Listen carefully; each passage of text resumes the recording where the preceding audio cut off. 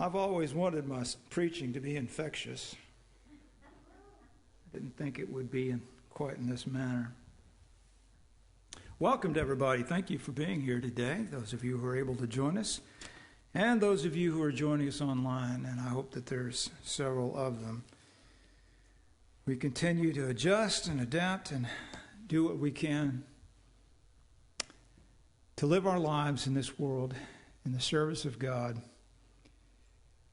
and be considerate of others, take care of our responsibility to our neighbors, but also to worship our God and continue our faith in Jesus Christ. And that's what we're doing here today.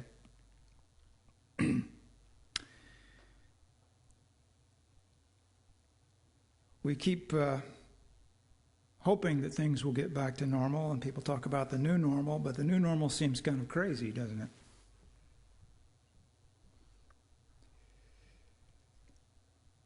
But we will be okay. One way or another, we're going to be all right. And that's very comforting, as in the passage that Jeremy read for us, knowing that we have a God watching out for us. And we have each other. We have each other in the church, and that's comforting as well. I've been talking in the last month about current events and how we should think about them and respond to them as Christians. Something else that the elders have asked me to talk about this year is the idea of pursuing peace and fellowship and how we make that work. How do we make our relationship with each other work? And I want to start talking about that this morning by talking about pursuing peace, which I think is also a topic which has a lot of current relevance in our world. Now, understand that in what I'm going to be talking about primarily is how we as Christians pursue peace with each other.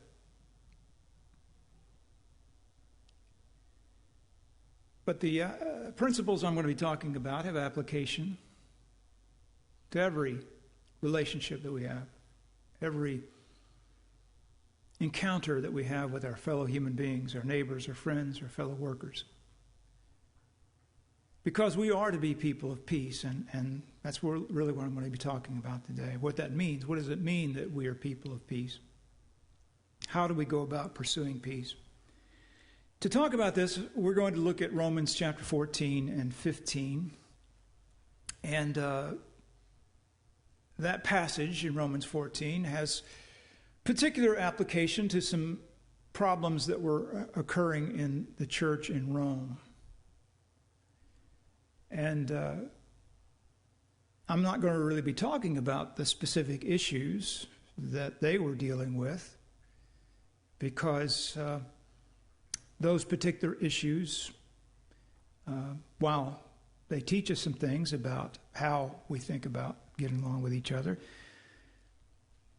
the thing that I want to focus on this morning are the strategies and techniques and approaches and thoughts that Paul taught the Roman brethren to apply to themselves and the way they behaved and the way they thought about their brethren that would accomplish peace or make it much more likely anyway. If you look, for instance, in Romans 14 and in verse 13 or 19, glasses help. Romans 14:19. He says, "So then we pursue the things which make for peace and the building up of one another."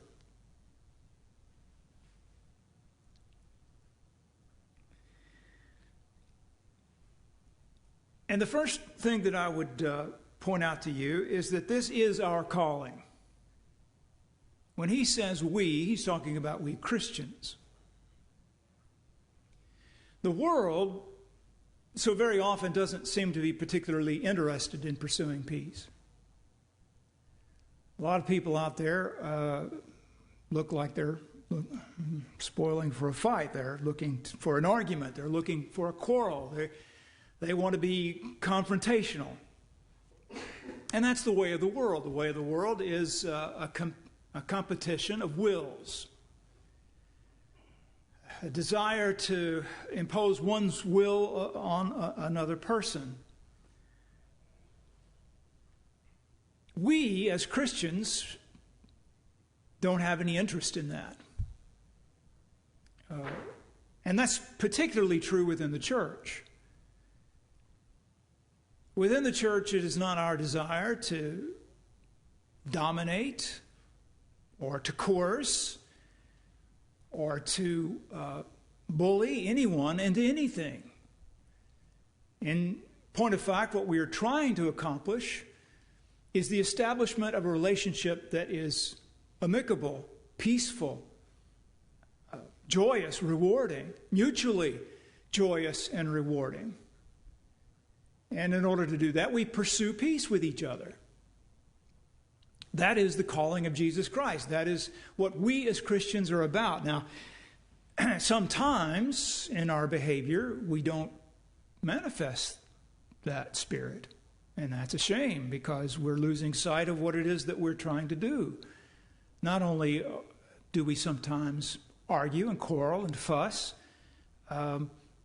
which is itself damaging and hurtful to the church, to Jesus Christ, to the cause of the kingdom of Christ, but it's damaging to one another, which is the exact opposite of what we are called to do. We as Christians are called to pursue peace. That is our objective. And we must distinguish ourselves from the world and the behavior of the world and the practices of the world in our calling as Christians. We pursue peace. That is what we do. Even though sometimes we fail to do it, it is what we aspire to do. We pursue peace. And something else that makes this statement especially meaningful is that we understand that peace is something that must be pursued. A quarrel is easily found. A fight you could go out and get into almost immediately, and sometimes without any effort whatsoever. But peace is something that you have to pursue. There's the old story about the recipe for rabbit stew. Now, you've probably heard this. Recipe for rabbit stew. You know how it starts, right? First, catch a rabbit. And that's easier said than done, because rabbits don't want to be caught. Peace must be pursued. But in this text, Paul doesn't just say we pursue peace, as if it was just some kind of entity out there that you had to chase down, or some kind of concept that you aspire to, and so you just will yourself to have peace. It's not quite that easy. Peace is something that comes. It's a harmony of relationship that comes by pursuing certain behaviors and thought processes and philosophies and strategies. When you pursue the things that make for peace, that's how you get peace. And so pursuit is not just simply a matter of just sheer will. It has to be done in a manner that is wise, that reflects understanding. There are certain techniques. There are certain practices. There are certain strategies, as I said, to peace. And those are the things that we must pursue. We must engage our minds and our hearts into learning from the Word of God and from the example of Jesus Christ those qualities, those attributes, those attitudes, those behaviors that we know will promote peace. And that's a lot of what Paul talks about in Romans chapter 14 and 15. And there are a lot of other passages in the New Testament that talk about this as well, but we're just going to focus on this passage right here. You see, the church in Rome was composed of lots of different people. The city of Rome was a large cosmopolitan city, perhaps the largest in the world at that time, and it was filled with people from all over the Roman Empire, people from different nations and nationalities and races and backgrounds and different economic, social status. And a lot of these people didn't speak the same language, and they certainly didn't have a lot in common. They didn't have the same culture in common. They didn't have the same traditions and practices in common. Of course, the church in Rome would be composed of those people, many of them Jews, many of them Gentiles from a pagan background, many of them slaves, some of them former slave owners or perhaps current slave owners. That was an economic arrangement that was common in the Roman Empire. There would be rich people and poor people. There would be people from as I say, different nations. And all of these differences between the brethren in the church in Rome would naturally cause or lead to division. Because those are the things that we have to overcome to have peace with each other. We have to overcome our differences. You think we have problems in this country? Having peace with each other? Well, think about what things were like in Rome. The potential for resentment, the potential for misunderstanding, the various viewpoints that would be brought to the local congregation of God's people in Rome.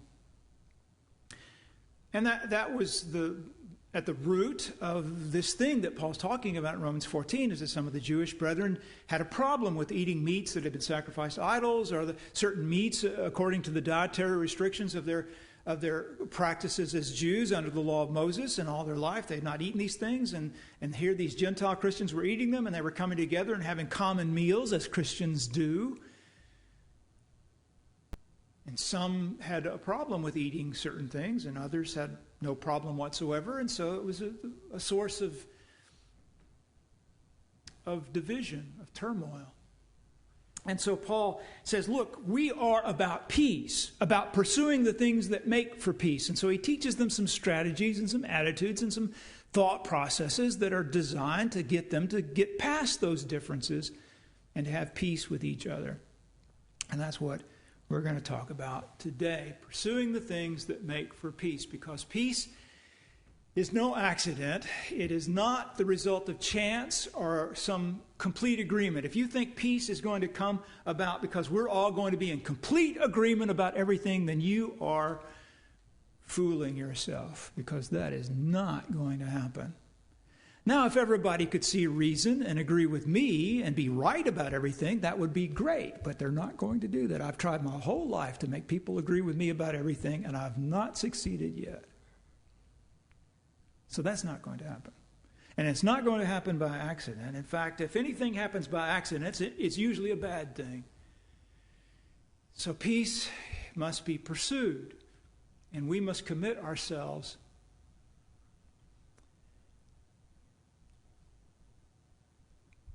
to practicing those behaviors that will make for peace. Commit ourselves to it. Me, personally, I'm going to think about what it is that I can do to make peace happen. Paul says in Romans 12 that we should be at peace with all men, if possible, as far as it depends on you. And that's what we're going to talk about today. What we're going to do ourselves, the things that make for peace. So beginning in Romans 14 and verse 1, and I'm just going to run through these very quickly because, I could spend a lot of time on this, and you know that very well that I could. You know I could. But I'm going to try to run through this pretty quickly. Paul says in Romans 14:1, now accept the one who is weak in faith, but not for the purpose of passing judgment on his opinions. Now there's some discussion about what weak in faith means, but personally my take on that is that here is a person who has a crisis of conscience about certain things. That he does not have confidence to eat certain meats or confidence to avoid observing certain days. And so in that regard his faith is weak. But the point is that we need to accept our differences.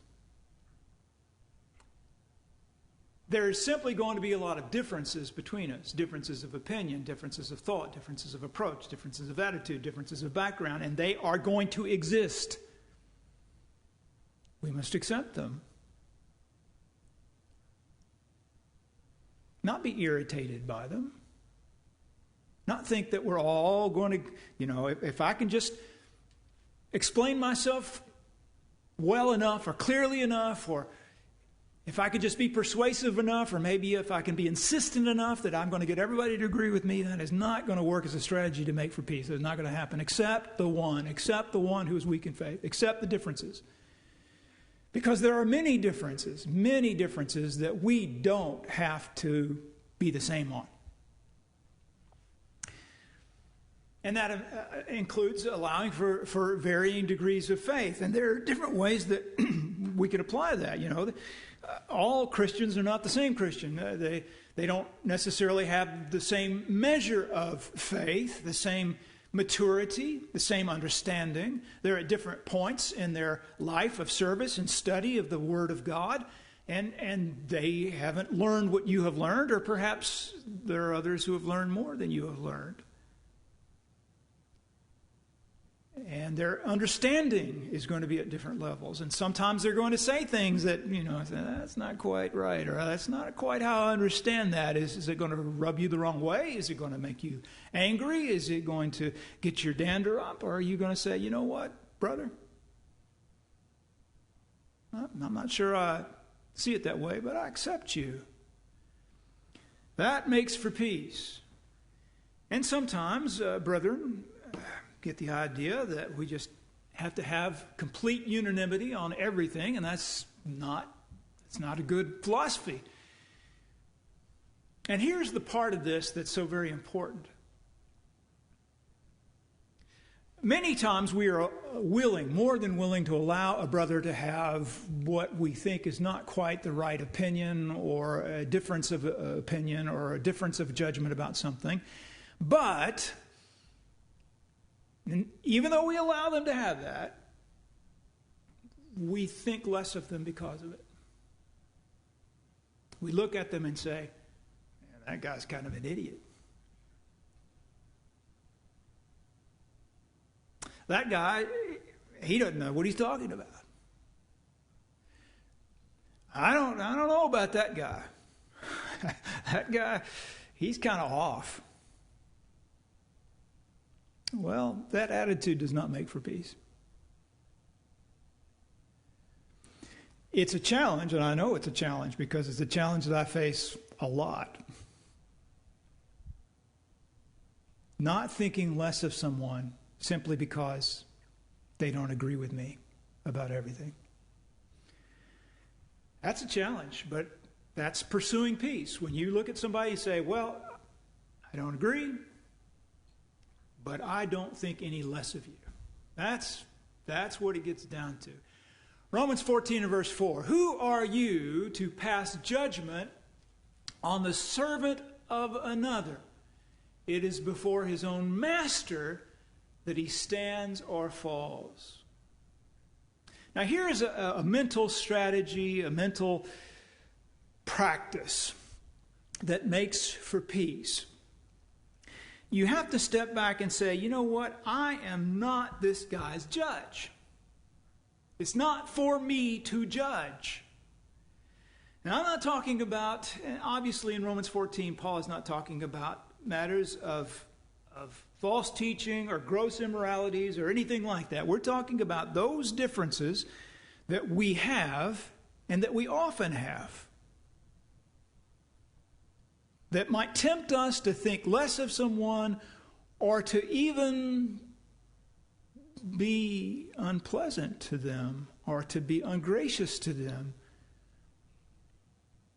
to treat them as if they're less than a brother simply because we don't agree with them about this matter of opinion. And you have to step back and say, I am not this person's judge.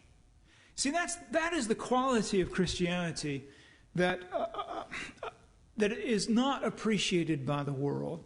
The quality of faith, the quality of religion that is not appreciated by the world. How can we get along with each other?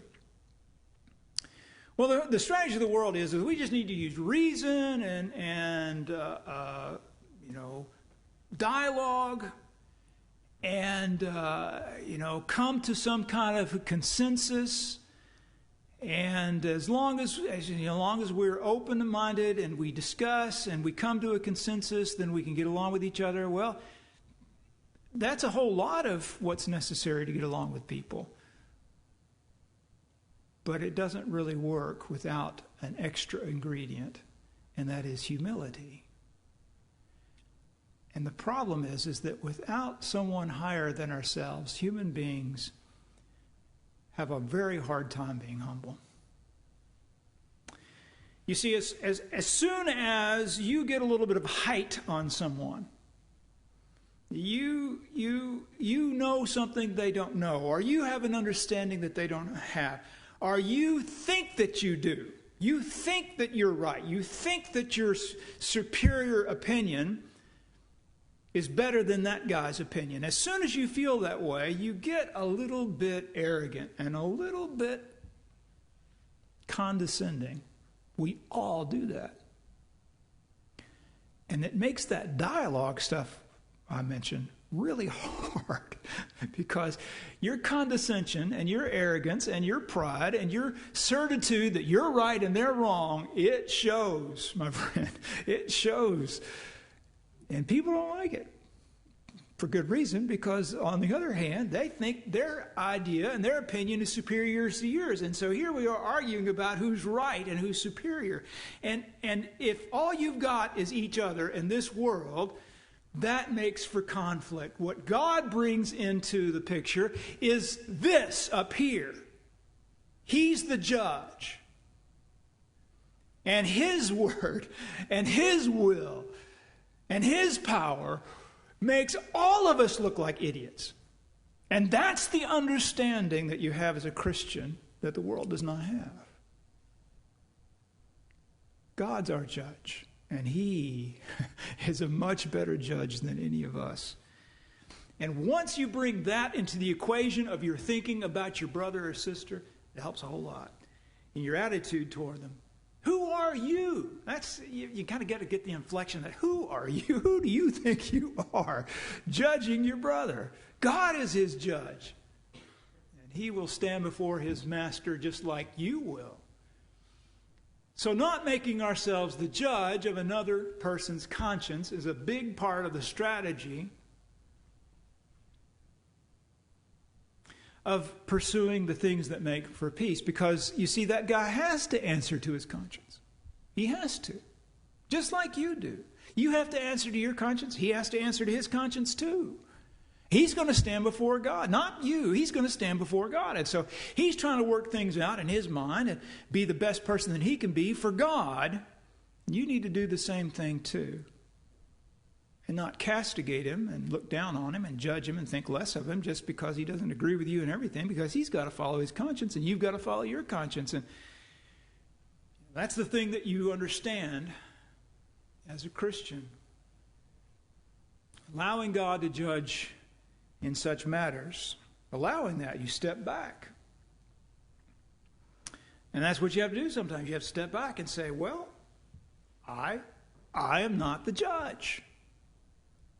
So I'm not going to. And that even means in your own mind. In your own mind, I'm not going to think less of that person. It's a challenging thing to do, but it's what we need to do. Romans 14, verse 5. One person esteems one day as better than another, while another esteems all days alike. Each one should be fully convinced in his own mind. Well, that was one of the particular things that they were fussing about in Rome, or the potential source of division in Rome, is that some Jewish Christians were observing some of these traditional law of Moses observances. Still, it wasn't necessary. It wasn't part of the faith of Jesus Christ, but they had done it all their life, and so it still kind of bothered them if they worked on the Sabbath. So they didn't work on the Sabbath. The pagan Christians, they didn't care about that. They worked on the Sabbath, but they had to sometimes interact on the Sabbath, and do things together, and it created some strife, some tension. And Paul says, look, you let those guys decide for themselves what they're going to do on that day. You let them decide. Everybody decides for himself. Each one should be fully convinced in his own mind. You see, understanding that in many matters our judgment differs and will differ, and that's okay. See, that bothers some people. They just don't understand. They say, well, if it's right, it's right. Well, some things are right for you, but not for somebody else. Allowing others that same leeway we expect from them is the strategy that we are to follow. I don't want somebody telling me, well, your conscience is stupid. You have a problem with that? I don't understand why you have a problem with that. That's idiotic. You're crazy. I just don't know if I can be friends with somebody who thinks that way. Well, if somebody said that to you, you would think, well, man, that guy's kind of a jerk. And he is. So don't be the jerk. Don't be the person who says, I just disagree with you. I just don't think that's right. I'm not saying you can't talk about things that we differ on, that are matters of opinion. We can talk about them, but we should talk about them without judgment, without condemnation, without getting riled up or offended or thinking that, hey, this person's just... Romans 14, 7 and 8. For none of us lives to himself, and none of us dies to himself. For we live. If we live to the Lord. If we die to the Lord. None of us lives to himself. Used to say this thing. There are a lot of sayings that I grew up with as a kid that I don't know if they say them anymore, but people used to say, are you happy with yourself? You ever hear that? You do something that hurts somebody else's feelings.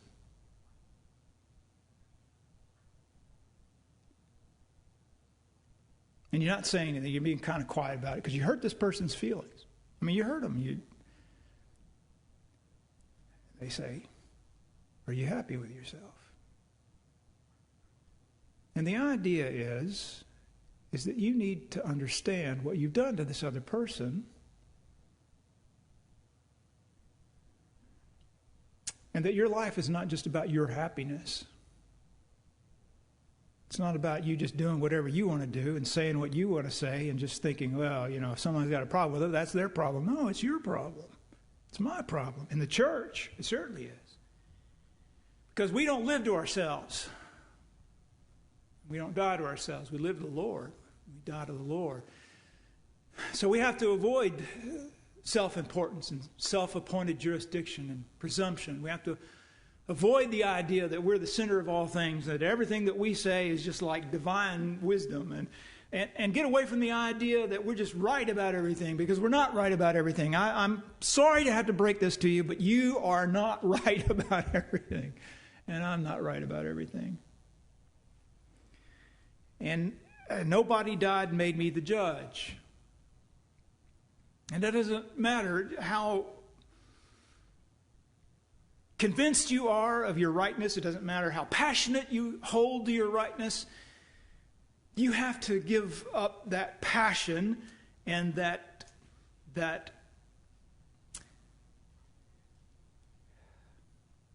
emotion of conviction. When it comes to matters of opinion, matters that do not impact somebody's soul, you just have to step back and say, well, maybe I'm wrong. I could be wrong. Let every man be convinced in his own mind. You're convinced in your mind, but that doesn't mean that you're right or that other person has to observe that. I think about how often I am wrong. I am wrong about lots of little things in life, petty things that don't matter, of course. I thought it was there. I thought it was there in that cabinet, but it wasn't. Turns out it wasn't in that cabinet. And sometimes I say it's not in that cabinet. My wife says, yeah, it's in that cabinet. It's over there. I said, no, it's not. And she says, yeah, I think it's there. And so I go and I look again. I can't find it. I say, I'm telling you, honey, it's not in there. And I get testy with my wife. Let me tell you, fellas, something. Getting testy with your wife is not a good idea. Good things don't come from that.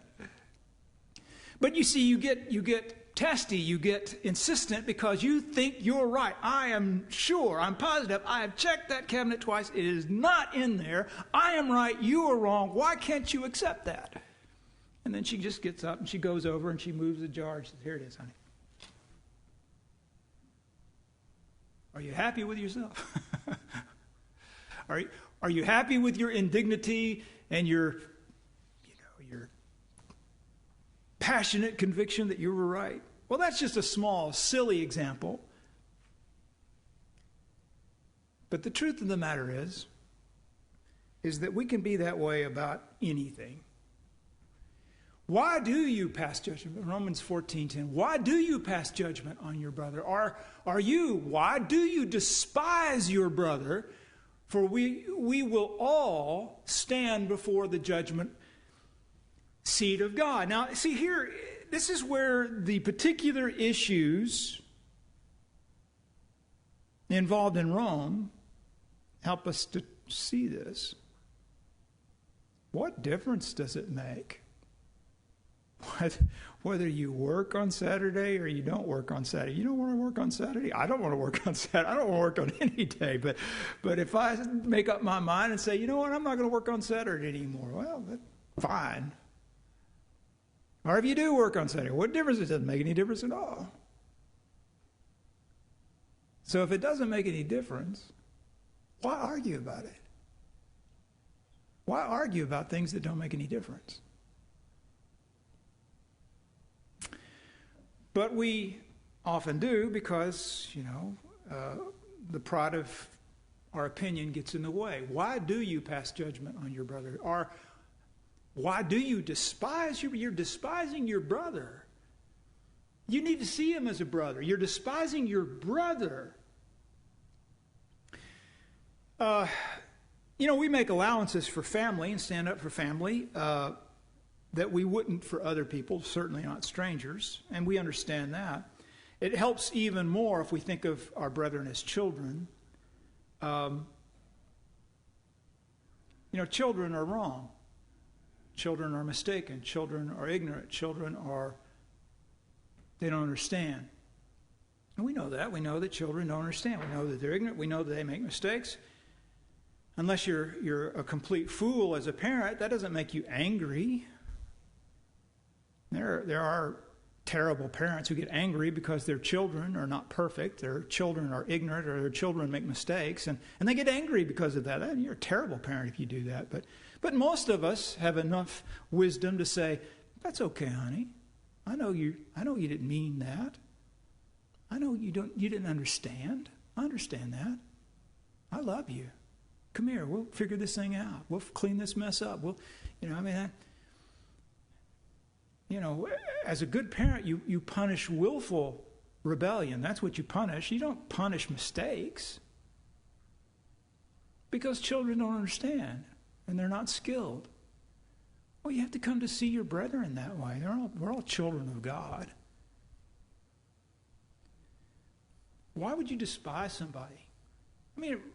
And I've seen brethren do this, literally despise each other because they don't agree on some subject or some approach. And it's usually about that. It's about how are we going to go about this and what are we going to do? And it's not the principle that they disagree about. They agree that something needs to be done or something shouldn't be done. They agree on that, but the approach becomes a matter of debate about how best to address this thing. And people argue about that. And then they end up despising each other. And that is terrible to do that. Not allowing our differences to cause us to look down on each other. That's the problem. That's what makes for quarrels and arguments and fussing and divisions. You disagree. Got that. Don't look down on them. Romans 14:13. Therefore, let us not pass judgment on one another any longer. Which clearly shows me that brethren in Rome were actually doing that. But rather decide never to put a stumbling block or hindrance in the way of a brother. And that goes from both sides. Paul says, you who eat, don't look down on those who eat. You who eat, don't look down on those who don't eat. And those who don't eat, don't look down on the guy who eats. And, have a mutual consideration of respect and love for each other. And don't put a stumbling block in their way. Don't create this thing that causes him to lose his soul, caring more about saving a brother than proving him wrong. For some reason, in the past, Christians have gotten the idea that being a Christian means you need to prove everybody wrong. And that's not what we're trying to do. We're trying to save people. And sometimes they are wrong, and sometimes we do need to persuade them that they're wrong, but not always. If your brother or sister is distressed because of what you eat, verse 15, you are no longer acting in love. You're not acting in love. Do not, by your eating, destroy someone for whom Christ died. You see, I'm not really interested in the particular issue that Paul is talking about here, about eating the meat sacrificed to idols or not. It could be anything. You could insert anything in that blank as long as it's not an issue of the doctrine of Jesus Christ, and it's not a matter of moral life that God expects for us to hold each other to. Outside of those boundaries, if your brother or sister is upset about you fill in the blank because of your behavior, because of your attitude, because of the way that you're behaving, you're not acting out of love.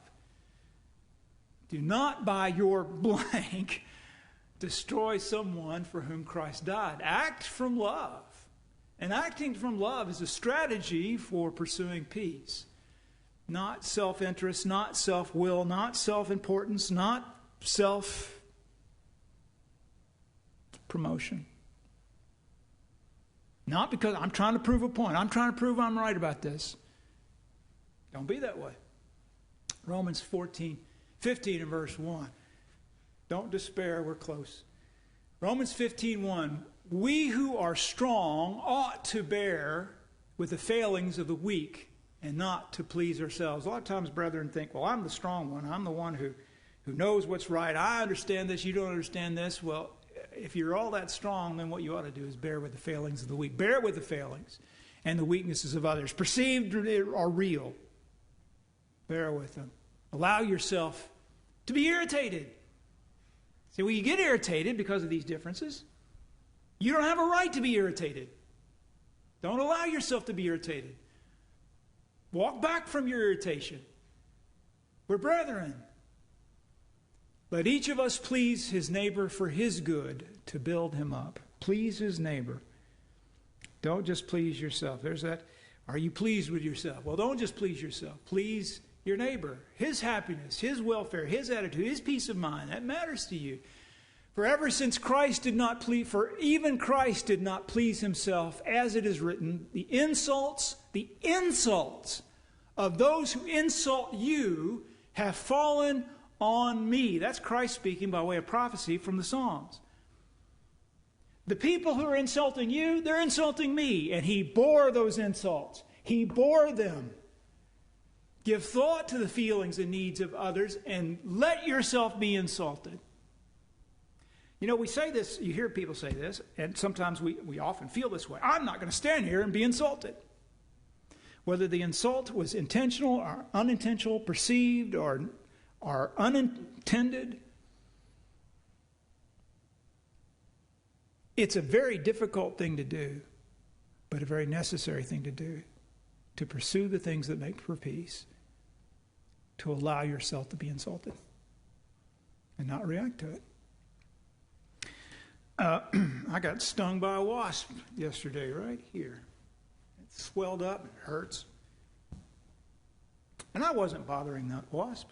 I was just going in my shed and going about my business. I didn't even know the wasp was there. But I was insulting him. I was invading his space, and so he stung me. You think that made for peace? I got that wasp spray out, and I killed every single last stinking one of those wasps. So he's acting out of instinct. I was offending him. I was attacking him. I was a threat to him. I really wasn't. But that's what he perceived because he's an animal, you know. He's acting out of instinct. But what did it result in? It resulted in his death. We, as human beings, we should not act out of instinct. We should act out of love. We should step back and say, my goal here is peace. Now, how can I react in this situation that will make for peace? And when someone insults me like they insulted Christ, how should I react to that? Should I overreact? Should I react with vitriol, anger, bad, hard feelings? No, I shouldn't do any of those things. Certainly not toward my brethren. Romans 15 and verse 5, may the God who gives endurance and encouragement give you the same attitude of mind toward each other that Christ Jesus had. Now that's a high calling. That is a high calling, brethren. They have that same attitude. They spit on him and they beat him and they slapped him and they kicked him and they knocked him down and they nailed him to a cross, and he forgave those people. Man, that is a high calling. And I'm not saying it's easy, but it's, if you want to have peace with people, that's what you do. So that with one mind and one voice, and this is talking about our relationship with each other, with one mind and one voice, you may glorify the God and Father of our Lord Jesus Christ. Because if we cannot speak with harmony and love and peace in our hearts toward each other, then how can any of us speak to God? How can we worship God from a heart twisted with bitterness? We cannot do that. Therefore, our objective is peace. Practice the sacrificial spirit of Christ. Value the fellowship that peace brings. Value it above your own feelings. Value it above your own opinion. Value that peace. Accept one another then, just as Christ accepted you, in order to bring praise to God. Be patient with others as you require from the Lord. I require the Lord to be patient with me every single day. Every day. I do things that I know would be trying to the patience of my God, and I ask for his forgiveness. He willingly grants it. That is how we should behave. To accept one another as Christ has accepted you. In conclusion, brethren, peace takes effort. It requires the discipline to consider others over self. And it is what we pursue, although not always as well as we ought. That is my encouragement to you. If you need the Lord's forgiveness today, he will grant it to you. But you do need to ask for it. Because only when forgiveness is asked for and granted is there really true harmony restored between two people. Restore your harmony with God by asking us for forgiveness. And if you've not done that, by obeying the gospel, by being baptized into Jesus Christ, you need to do that today. Join with us as we pursue peace in our service to Jesus Christ.